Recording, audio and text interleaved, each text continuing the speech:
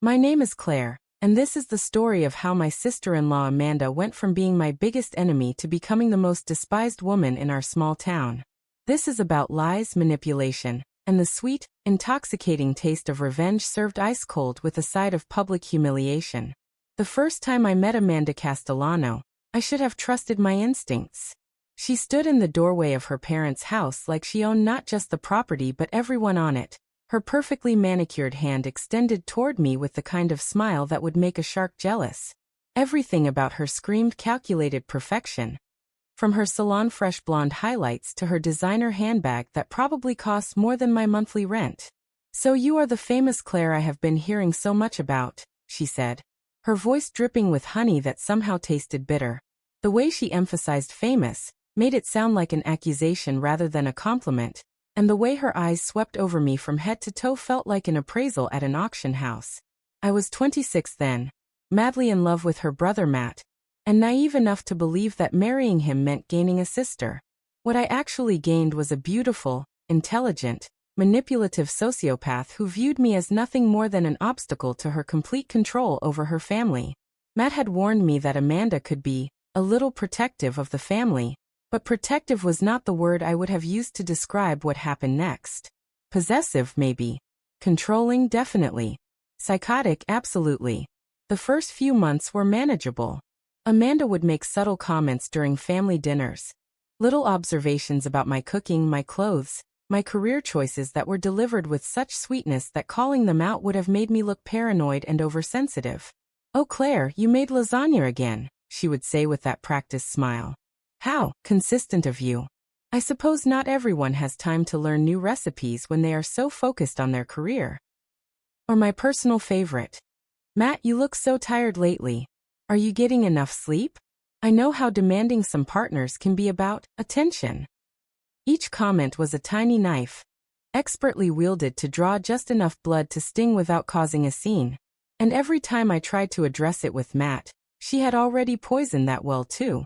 "Amanda said you seemed upset about something at dinner," he would say with genuine concern. "She is worried about you. She thinks maybe you are having trouble adjusting to being part of our family." The gaslighting was so smooth, so expertly executed, that sometimes I wondered if I was imagining the malice behind her words. But I was not imagining anything. Amanda had simply perfected the art of psychological warfare to a degree that would have impressed military strategists. The real campaign began 6 months after Matt and I got engaged. That was when Amanda realized that I was not going anywhere, that her brother was serious about making me a permanent part of the family. And that was when she decided that I needed to be eliminated. It started with small lies told to the right people at the right times. Amanda had positioned herself as the family's unofficial information hub.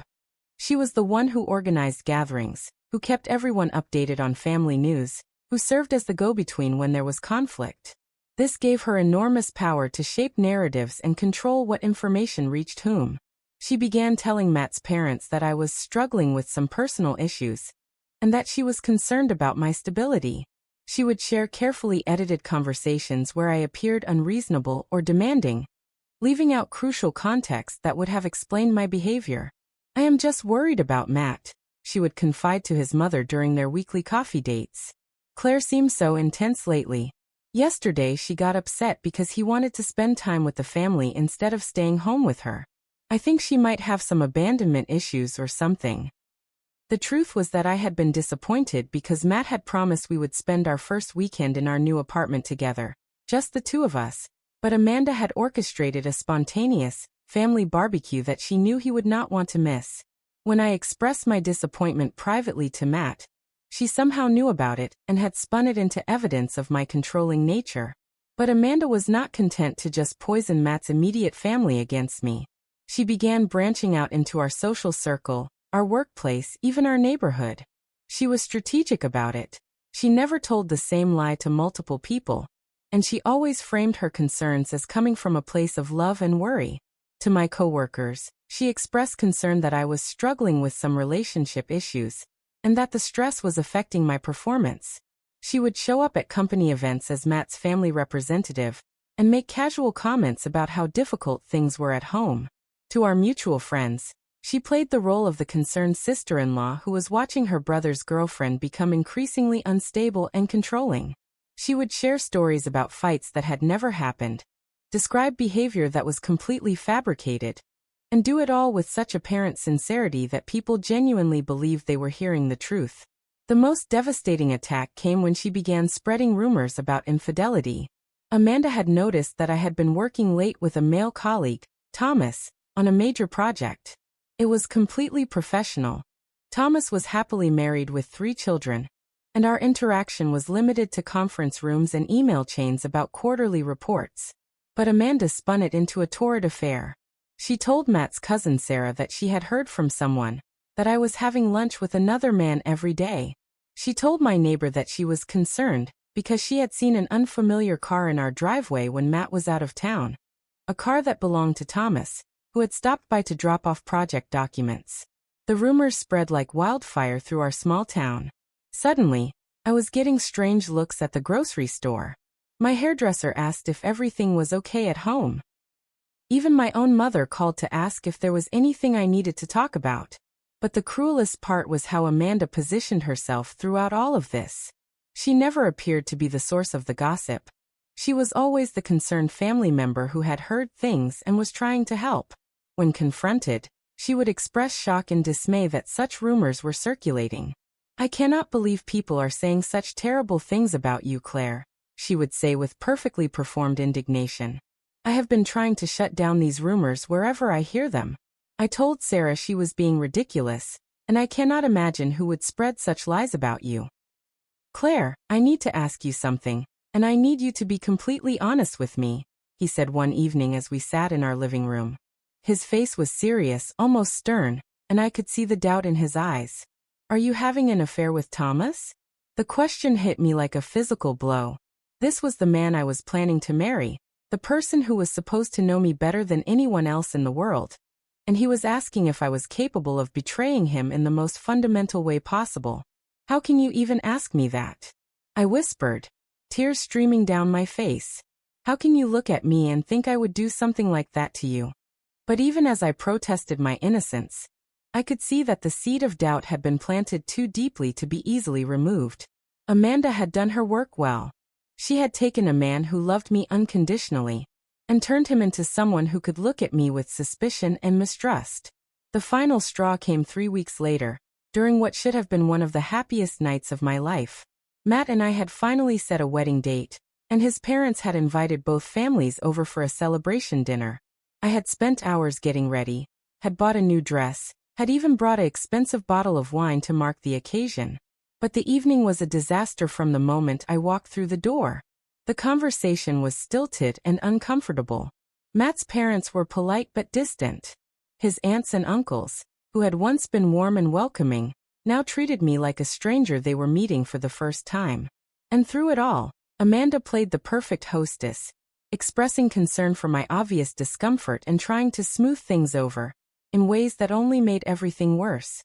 "I think everyone is just tired," she said loudly enough for the whole room to hear when she noticed how quiet I had become. "Claire has been under so much stress at work lately. Haven't you, sweetie? All those late nights must be exhausting." The implication was clear to everyone in the room, even if the words themselves were innocent.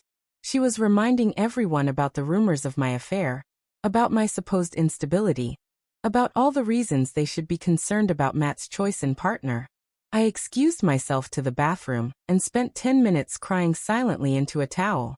When I came back out, I could hear Amanda in the kitchen talking to Matt's mother.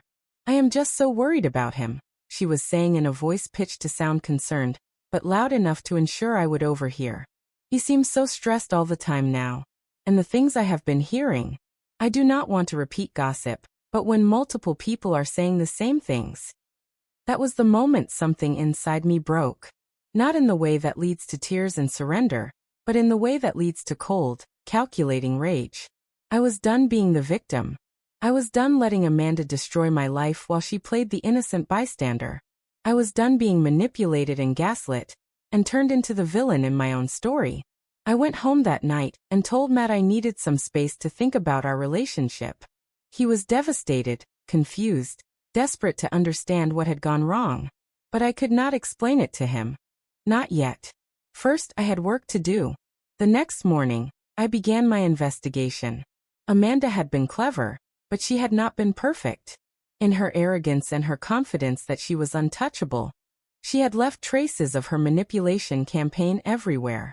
She had gotten sloppy with her lies, inconsistent with her stories, and careless with her communications. I started with our mutual friends, particularly the ones who had been distant with me lately. I asked careful questions, expressed confusion about the stories they had heard, and slowly began to piece together the web of lies Amanda had woven. What I discovered was even worse than I had imagined. Amanda had not just been spreading random rumors.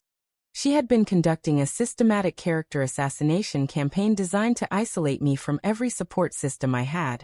She had targeted my professional reputation, my personal relationships, my standing in the community, and my relationship with Matt himself. But more importantly, I discovered that she had been remarkably indiscreet about her methods.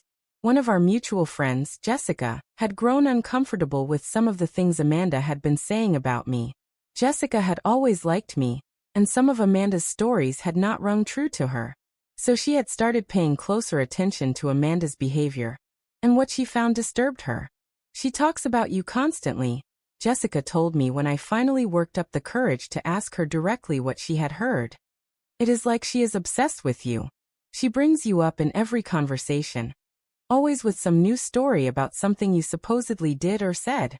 And the stories never quite add up." Jessica had been keeping screenshots of Amanda's text messages, particularly the ones where she contradicted herself or revealed information she should not have had access to. She had been planning to talk to me about it, but had not known how to approach such a delicate situation. But Jessica was not my only ally. It turned out that several people had been growing suspicious of Amanda's constant stream of negative stories about me. Some had even begun to suspect that she was the source of many of the rumors, despite her protestations of innocence. I spent 2 weeks carefully documenting everything I could find. I gathered screenshots of contradictory text messages, recorded phone calls where Amanda admitted to embellishing stories, and collected testimony from friends who had witnessed her spreading rumors. The evidence was damning. In one text message thread with her college roommate, Amanda had written, "I cannot believe Matt is still with that pathetic little nobody. I am running out of ways to make him see what a mistake he is making. Maybe I need to get more creative with my approach." In another conversation, she had laughed about how easy it was to plant seeds of doubt in people's minds. "You just have to know how to frame things. Make it sound like you are worried rather than accusatory, and people will fill in the blanks themselves." Most devastatingly, I found a voice message she had left for her best friend from high school, where she explicitly admitted to fabricating the affair rumors. "I know it is mean, but desperate times call for desperate measures. If Matt thinks she is cheating, he will dump her, and then I can finally get my family back to normal." But the smoking gun was a group chat between Amanda and 3 of her closest friends, where she had laid out her entire strategy for destroying my reputation and my relationship with Matt. She had called it Operation Clean House, and had discussed different tactics for isolating me from various support systems.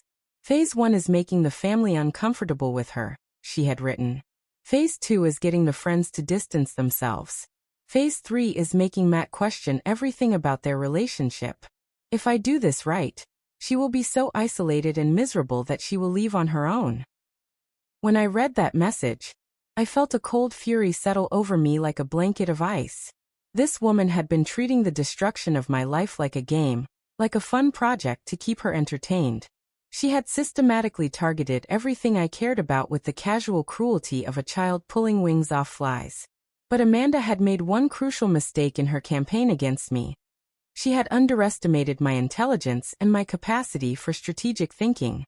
She had assumed that because I was younger and less socially connected than she was, I would be helpless against her attacks. She was about to learn exactly how wrong she had been. Our town had a Facebook group called Millbrook Community Connection that was supposedly for sharing local news, organizing events, and building community relationships. In reality, it was the digital equivalent of the town square, the place where everyone went to gossip, share rumors, and publicly air their grievances. The group had over 3,000 members, including pretty much every adult in our town and the surrounding area. It was moderated by a local business owner who believed in free speech and rarely removed posts unless they were explicitly threatening violence. I spent 3 days crafting my post. I wanted it to be devastating but not actionable, revealing but not technically libelous. I wanted to destroy Amanda's reputation the same way she had destroyed mine, with the truth strategically presented to maximum effect. I created an anonymous email account and used it to submit my post to the group. The title was, "Beware of Small-Town Snakes, One Woman's Obsession with Destroying Her Brother's Marriage." The post began with a simple statement. I am sharing this anonymously because I am afraid of retaliation, but I believe our community has a right to know when someone among us is spreading lies and manipulating people for their own twisted satisfaction. I then laid out the entire story of Amanda's campaign against me, supported by screenshots of her text messages, recordings of her phone calls, and testimony from people who had witnessed her behavior. I did not mention her by name, but I provided enough specific details that anyone who knew us would immediately recognize who I was talking about. The response was immediate and explosive. Within an hour of the post going live, it had received over 50 comments. Within 3 hours, it had been shared over 100 times. By the end of the day, it had over 1,000 comments and had been shared throughout multiple local Facebook groups. People were horrified. They were outraged. They were sharing their own stories of times when Amanda had seemed to know a suspicious amount about other people's personal business. Times when she had spread rumors that later turned out to be false. Times when they had felt manipulated by her apparent concern and sympathy. The screenshots I had shared were particularly damaging. Seeing Amanda's own words, her casual cruelty and calculated manipulation stripped away any possibility of her claiming innocence or misunderstanding. She had condemned herself with her own text messages. But the most devastating aspect of the post was how it reframed everything people thought they knew about recent events in our community. Suddenly, people were looking back at months of gossip and rumors with new eyes, realizing that Amanda had been the common thread in many of the stories that had circulated. The comments section became a confessional, where people shared their own experiences with Amanda's manipulation. Her hairdresser revealed that Amanda had been asking probing questions about other clients, and then sharing that information at social gatherings. Her children's teacher mentioned that Amanda had tried to get information about other families, and had seemed disappointed when the teacher maintained professional boundaries. Even more damaging were the comments from people who had been Amanda's allies in spreading rumors about me. Several of them admitted that they now realized they had been manipulated into participating in her campaign. They apologized publicly for their role in spreading lies and expressed their disgust at being used as unwitting weapons in Amanda's psychological warfare. The social media post was just the beginning. Within days, the story had spread beyond Facebook into real-world conversations. People were talking about it at the grocery store, at school pickup, at church services. Amanda had become the subject of exactly the kind of whisper campaign she had once orchestrated against me. The impact on her social standing was immediate and devastating. Her book club asked her to stop attending meetings. Parents began declining playdates for their children with Amanda's kids. The charity organization where she volunteered asked her to step down from her leadership role. Most painfully for someone who had built her identity around being the center of social circles, people simply stopped inviting her to things. The woman who had once been included in every gathering, consulted on every piece of community gossip, and treated as a social authority suddenly found herself completely isolated. But the professional consequences were even worse. Amanda worked as a real estate agent, a career that depended entirely on trust and reputation. When potential clients could Google her name and find detailed accounts of her manipulative behavior, her business began to collapse. Several clients withdrew from contracts with her. Her real estate office received complaints about her conduct. Within a month, she had been quietly asked to leave the firm. The personal toll was equally severe.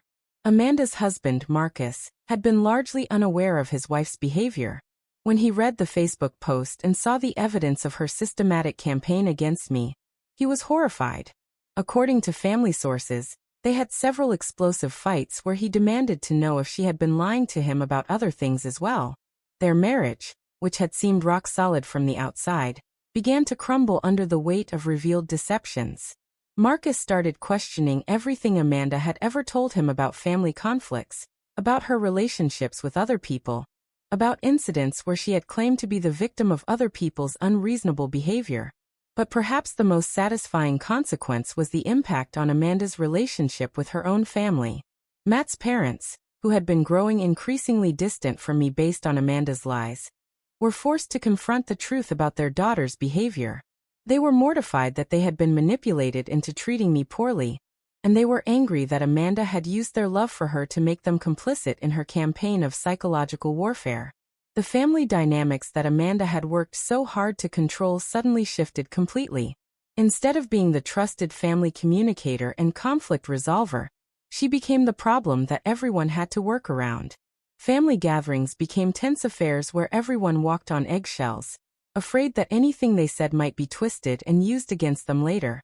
Matt was perhaps the most devastated by the revelations. The sister he had trusted and defended had betrayed not just me, but him as well.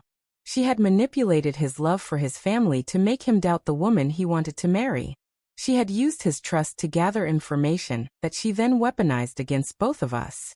When he called me after reading the Facebook post, he was crying so hard he could barely speak. "Claire, I am so sorry," he sobbed into the phone. "I am so sorry. I should have believed you. I should have seen what she was doing.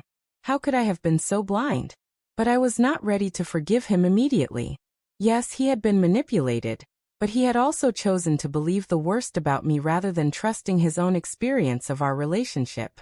He had allowed doubt to poison his love for me, and that was a betrayal that would take time to heal. "You need to think about why you were so quick to doubt me," I told him firmly. "You need to think about why you chose to believe gossip over your own experience of who I am. And you need to think about whether you are ready to prioritize our relationship over your family's drama." The conversation that followed was painful but necessary. Matt had to confront his own role in enabling Amanda's behavior, his own tendency to avoid conflict by going along with whatever narrative seemed to cause the least disruption. He had to acknowledge that his desire to keep everyone happy had made him complicit in my emotional abuse. Amanda, meanwhile, was desperately trying to do damage control. She created her own Facebook posts claiming that she had been hacked, and that the messages attributed to her were fabricated. She threatened to sue me for defamation, even though the post had been published anonymously, and everything in it was demonstrably true. She tried to rally support from her remaining friends, claiming that she was the victim of a coordinated attack by people who were jealous of her success and happiness. She played the role of the innocent victim so convincingly that a few people were momentarily swayed by her performance. But the evidence was too overwhelming, and her explanations were too implausible. When multiple people could verify receiving the same manipulative text messages from her, when her own voice could be heard on recordings admitting to spreading lies, there was simply no way to maintain the fiction that she had been framed. The final nail in Amanda's social coffin came when several of her closest friends publicly distanced themselves from her behavior. These were women who had known her for years, who had been her allies and confidants, and even they could not stomach the evidence of her systematic cruelty. "I am horrified that I was friends with someone capable of this kind of behavior," wrote one former friend in a Facebook comment that was screenshot and shared hundreds of times. "I feel sick thinking about all the private conversations I had with Amanda where she was probably gathering information to use against other people later." Within 6 months, Amanda had gone from being one of the most socially connected women in our town to being a complete pariah. She could not show her face at community events without people whispering and pointing. Her children were affected too, as other parents became reluctant to let their kids associate with Amanda's family. The isolation was so complete that Amanda and Marcus eventually decided to move to a different town, selling their house at a loss and starting over somewhere where people did not know about her reputation. It was a humiliating defeat for someone who had once thought herself untouchable. As for me, the vindication was sweet but complicated. People who had believed Amanda's lies now went out of their way to apologize and make amends. I was invited to social events that I had been excluded from for months. Colleagues who had been distant and suspicious suddenly became warm and friendly again. But the experience had changed me in ways that could not be easily undone. I had learned that people were far too willing to believe gossip about others, that social connections could be weaponized by anyone clever enough to understand human psychology. I had learned that even people who claimed to care about me could be turned against me if the lies were told skillfully enough. Most importantly, I had learned that I was capable of fighting back, that I did not have to accept being someone else's victim. The quiet, accommodating woman who had tried to keep everyone happy was gone, replaced by someone who understood the importance of boundaries and the power of strategic truth-telling. Matt and I did eventually reconcile, but our relationship was different now. He had to earn back my trust, had to prove that he would prioritize our partnership over his family's drama. It took months of couples counseling and many difficult conversations, but we were ultimately able to rebuild something stronger than what we had before. We did get married, but it was a small ceremony with only the people who had truly supported us throughout the ordeal. Amanda was not invited, obviously, and several of Matt's family members chose not to attend in solidarity with her. It was painful for Matt, but it was also liberating to celebrate our commitment without having to worry about psychological warfare and manipulation. The most satisfying moment came 2 years later, when Amanda reached out to me through a mutual acquaintance. She wanted to clear the air and apologize for any misunderstandings that had occurred between us. She claimed that she had been going through a difficult time and had not been thinking clearly when she made those mistakes. I declined the meeting. There was nothing Amanda could say that would undo the damage she had caused. No apology that would erase the months of psychological torture she had put me through. She had shown me exactly who she was when she thought she had all the power, and I believed her. But I did send her a message through the same mutual acquaintance. Tell Amanda that I hope she has learned something from this experience. Tell her that actions have consequences, and that the people she hurts might not always be as helpless as she thinks they are. Looking back now, 5 years later, I can honestly say that Amanda's campaign against me was one of the most difficult experiences of my life. It shook my faith in people, damaged my ability to trust, and forced me to confront some ugly truths about human nature and social dynamics. But it also taught me valuable lessons about resilience, about the importance of documentation, about the power of strategic thinking when faced with psychological warfare. It taught me that being nice and accommodating is not always the right approach, that sometimes you have to fight fire with fire. Most importantly, it taught me that the truth really can set you free, but sometimes you have to be willing to set it free yourself. Amanda had tried to destroy my reputation through lies and manipulation, but I had destroyed hers through truth and evidence. She had used the power of gossip as a weapon against me, but I had turned that same weapon back on her with devastating effect. The difference was that her campaign had been built on falsehoods that eventually crumbled under scrutiny, while mine had been built on documented facts that could not be disputed or explained away. She had been a snake in designer clothing, but I had been a wolf in sheep's clothing. And when the time came to bare my teeth, I had proven to be far more dangerous than she had ever imagined. In our small town, Amanda is still remembered as a cautionary tale about the dangers of manipulation and the consequences of psychological warfare. Parents use her story to teach their children about the importance of honesty and treating others with respect. Women in social circles reference her behavior as an example of what not to do when dealing with conflicts. And me? I am remembered as the woman who refused to be a victim, who fought back with intelligence and determination, who proved that even the most sophisticated manipulator can be brought down by someone who is willing to do the work of uncovering and presenting the truth. Sometimes people ask me if I feel guilty about what happened to Amanda, about the complete destruction of her social standing and professional reputation. My answer is always the same. I feel exactly as guilty as she felt when she was systematically destroying my life for her own entertainment. Which is to say, not guilty at all. Because sometimes karma needs a little help. And sometimes that help comes in the form of screenshots, recordings, and a very public Facebook post. Sometimes the sweetest revenge is not revenge at all. It is simply making sure that the truth gets told, loudly and clearly, to everyone who needs to hear it. Amanda had wanted to make me the talk of the town, the subject of whispers and gossip and social exclusion. In the end, she got exactly what she wanted, except she was the one everyone was talking about, and none of it was good. That is not gossip. That is karma with lipstick, served cold and with a side of justice. And it tastes absolutely delicious. Thank you for joining me on this incredible journey of betrayal, manipulation, and ultimate vindication. If this story resonated with you, if you have ever dealt with toxic family members or manipulative people who thought they could destroy you without consequences, please subscribe to our channel. Hit that notification bell so you never miss our latest true stories of people who refused to be victims and fought back against those who tried to destroy them. Share this video with anyone who needs to be reminded that the truth is the most powerful weapon we have, and that sometimes the best revenge is simply making sure everyone knows who the real villain is. Your support means everything to us, and we cannot wait to bring you more shocking stories of justice, karma, and the sweet satisfaction of watching manipulators get exactly what they deserve. Subscribe now and join our community of survivors who believe that every story of triumph over toxicity deserves to be told.